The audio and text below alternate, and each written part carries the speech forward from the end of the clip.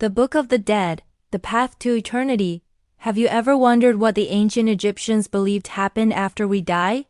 Did they just hope for the best, or did they have a plan? Well, they had more than a plan. They had a guidebook, a supernatural GPS for the soul, known as the Book of the Dead. But here's the first surprise. It's not actually a single book at all. The term Book of the Dead is a modern name. The ancient Egyptians knew it as the Book of Coming Forth by Day. It wasn't a bound volume you'd find in a library.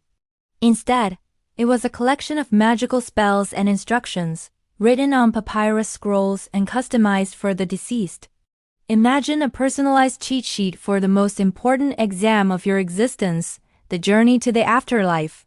These scrolls were placed in the tomb, sometimes even wrapped within the mummy's bandages, to be used by the soul on its perilous journey through the underworld, known as the Duat. So, what was this journey all about? For the Egyptians, death wasn't an end, but a transition.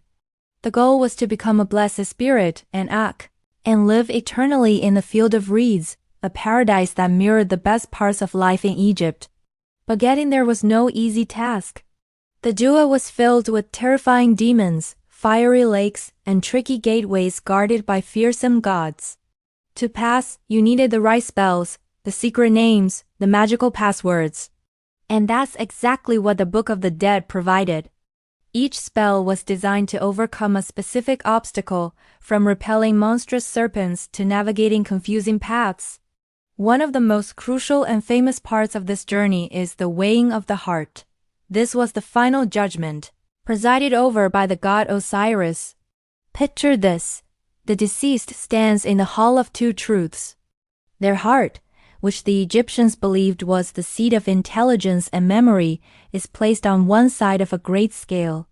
On the other side is the feather of Mat, the goddess of truth, justice, and cosmic order. The deceased then had to recite the negative confession, declaring they had not committed a list of sins, things like stealing, lying, or causing harm.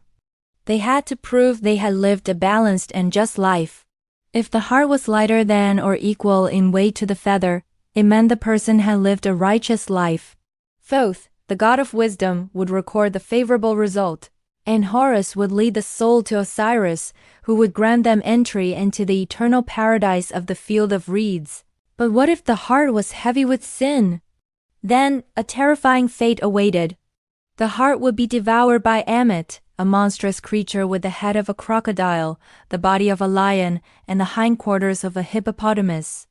This meant the second, final death, complete and utter annihilation. The soul would cease to exist forever. There were no second chances. The Book of the Dead contains around 200 spells, and not every scroll had all of them. The selection depended on the wealth and status of the person. A pharaoh might have a beautifully illustrated, extensive scroll, while a common official might have a shorter version with only the most essential spells. For example, spell 30B was crucial. It was an appeal to the heart itself, asking it not to testify against the deceased during the weighing ceremony. It's like telling your own conscience, "Hey, don't snitch on me now." This shows how practical and, in a way, human their approach to the supernatural was. They weren't just leaving it to fate. They were actively trying to secure their eternal destiny. Another fascinating aspect is the illustrations, or vignettes, that accompanied the text. These weren't just decorations. They were magical images that brought the spells to life.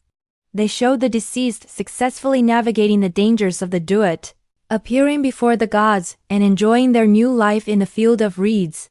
For those who might not have been fully literate, these images were a vital visual guide, reinforcing the power of the written words and providing comfort and confidence for the journey ahead. The famous Papyrus of Ani, now in the British Museum, is a stunning example of this, with vibrant, detailed illustrations that tell the story of the soul's journey in breathtaking detail. These scrolls also reveal so much about Egyptian values. The negative confession, for instance, is like a moral code.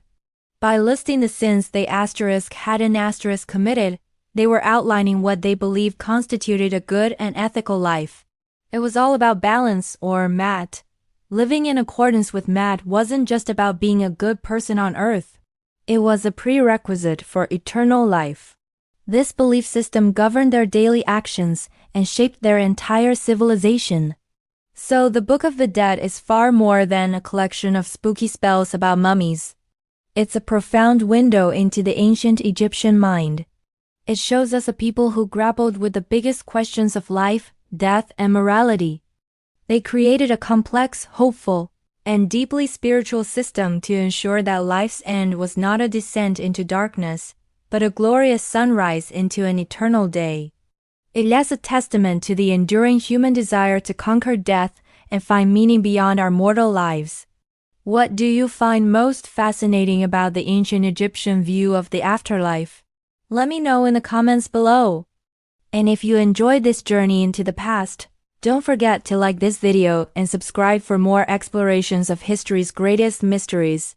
Thanks for watching.